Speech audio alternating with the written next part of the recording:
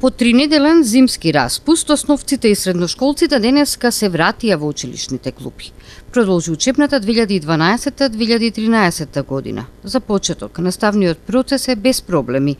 Нафта за затоплување е обезбедена, а одделни училишта веќе се во фаза на обезбедување на дополнителни количини.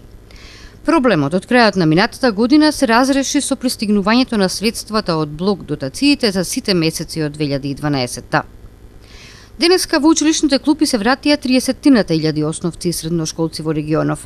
Тие ќе треба да се справуваат со новите наставни содржини и стекнување на знаење кое ќе се валоризира преку екстерното тестирање, кое се најавува дека конечно по неколку години одлагање ќе се спроведе кон крајот на учебната година.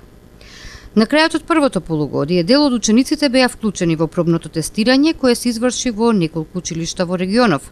Лирија и Гоце Делчев, како и Земјоделското училиште, беа меѓу избраните. За жал, тогаш заради проблеми во серверот, стартот на полагањето првиот ден беше одложуван.